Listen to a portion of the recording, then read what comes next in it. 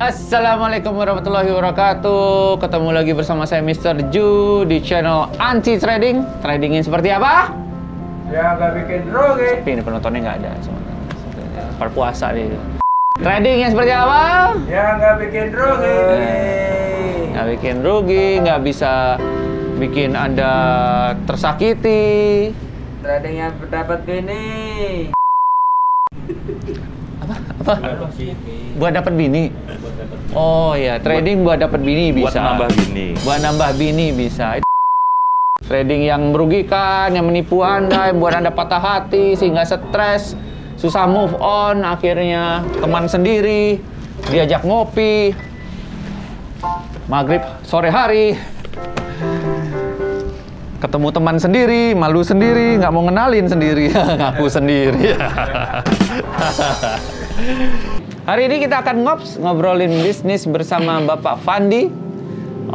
Ini termasuk trader senior ini. Dari tahun berapa, Mas? Saya mulai trading di 2008. 2008 ya? 2008. Awal era dari convert masuk ke online. Dari DQ. Oh, dulu dari kan kita DQ. pakai telepon kan. DQ. Jadi peralihan di 2008 kan peralihan dari DQ masuk ke online menggunakan platform Meta. Yaudah, di situ saya mulai masuk. Pertama trading 2008 ya? 2008. 2008 trading. 2008 itu artinya sudah hampir 14 tahun. Bangkotan lah. Ya, sudah lumutan ini ya. Pertama Bapak Fandi hari ini kita akan korek bagaimana ceritanya. Jangan kemana-mana ya, tetap di channel Anti Trading.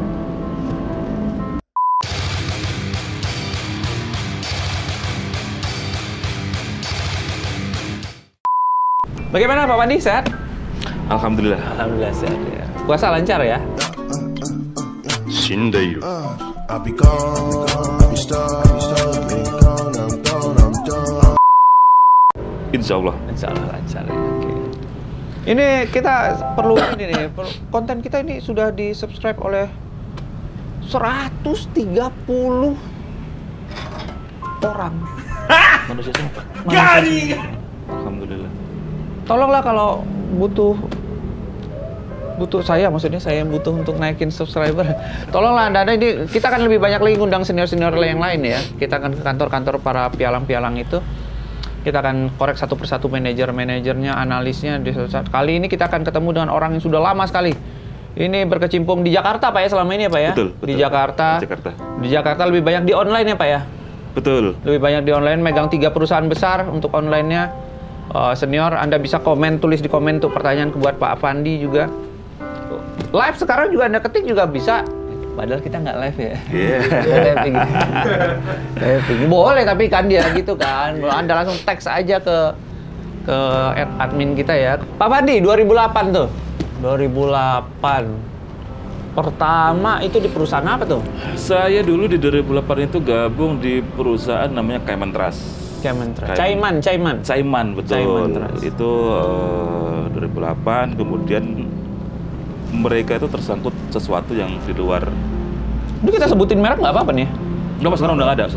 Udah nggak ada? Udah. Wow. Semuanya kita berani sebutin merek. Orangnya pada kemana?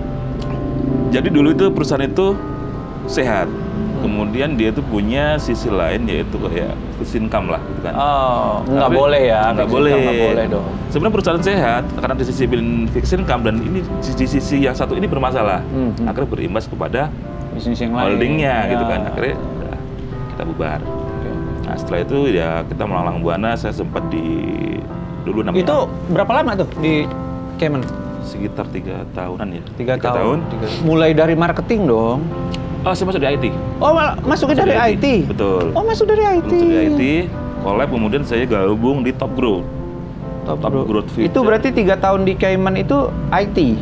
Betul.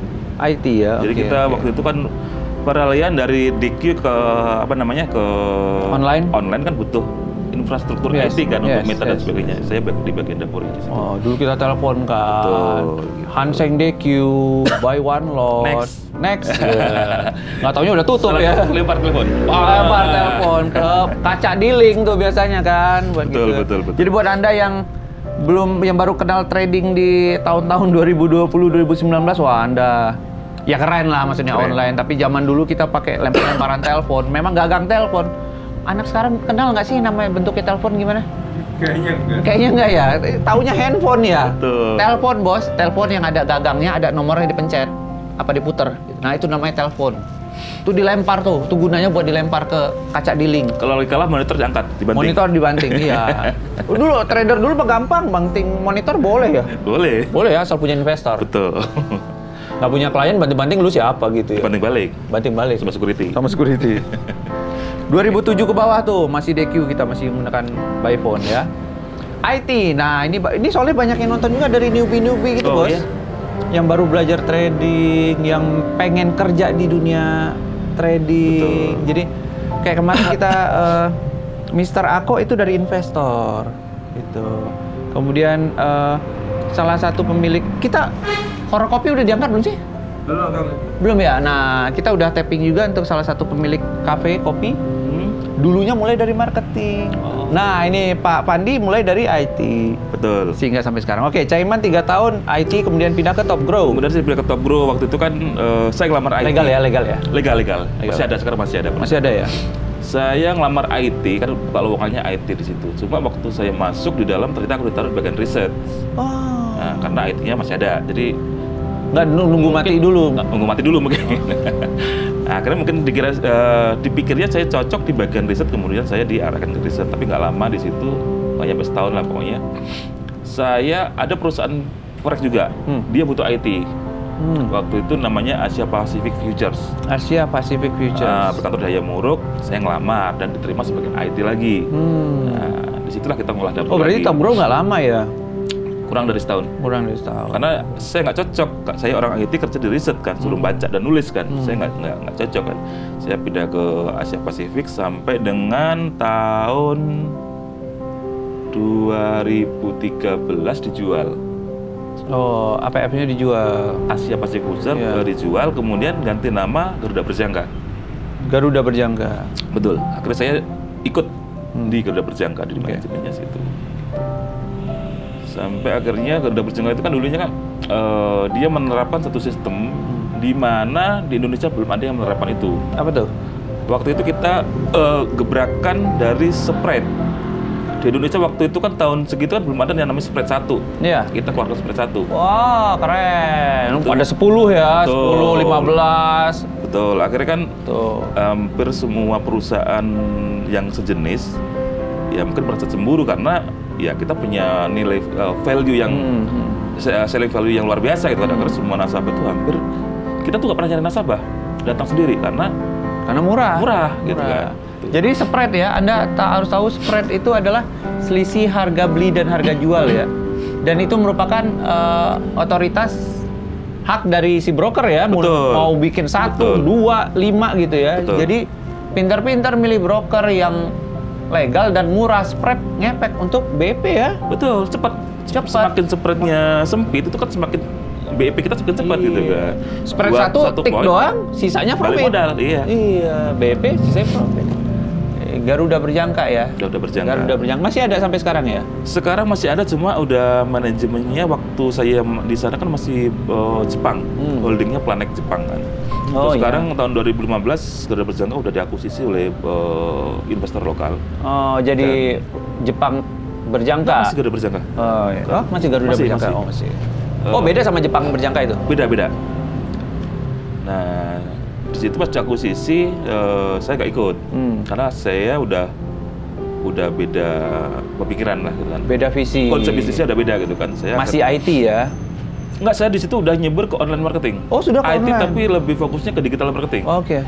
Karena di Garuda Berjangka itu, mungkin kalau perusahaan yang sejenis itu kan karyawan kan bisa 80-100 orang, staff.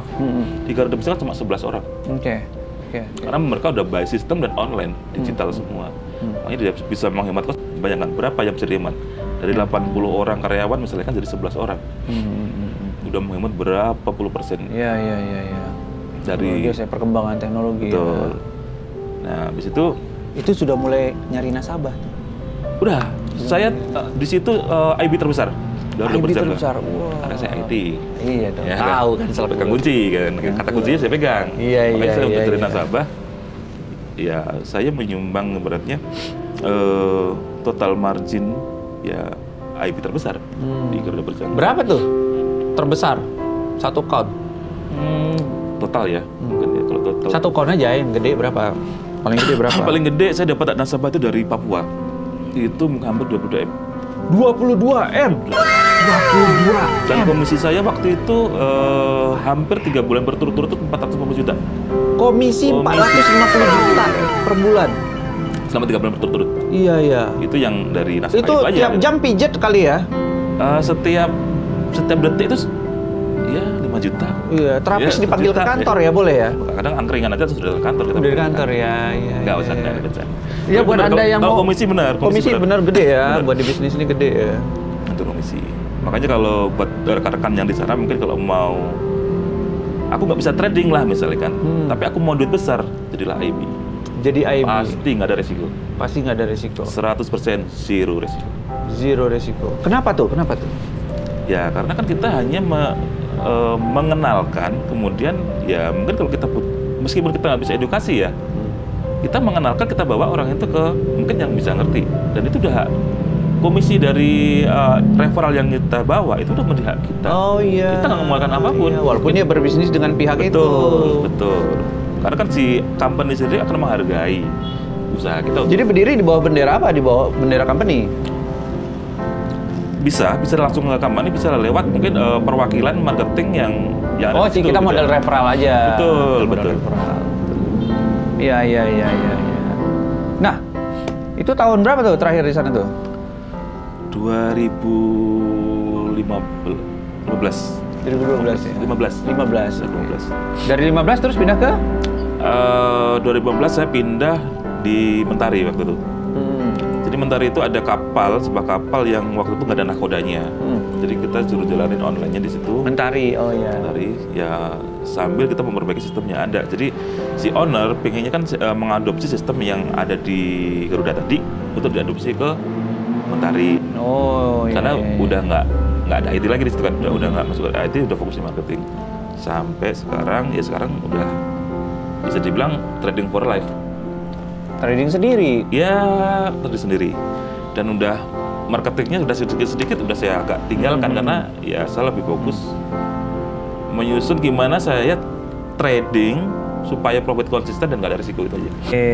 Terus dari 2015 trading for life. 2015 pindah kantor lagi ya? Ya semenjak saya pindah ke Mentari itu kan si owner ini kan punya beberapa company ya. Wow, banyak ya.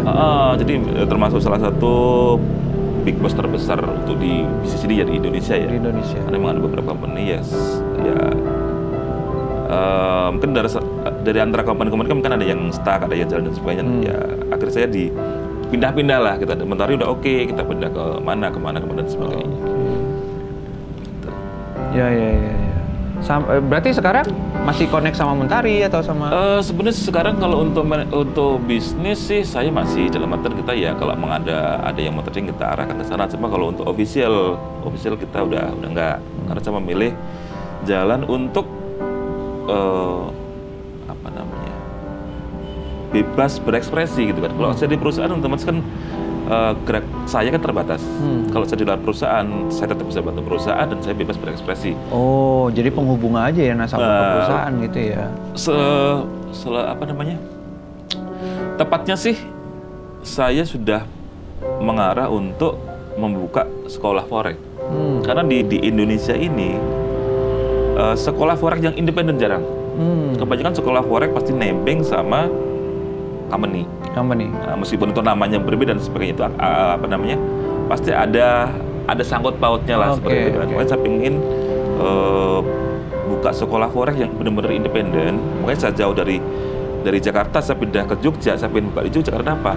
Di Jogja kan kebanyakan company saja di Jakarta. Kalau di Jogja kan udah pasti independen kan.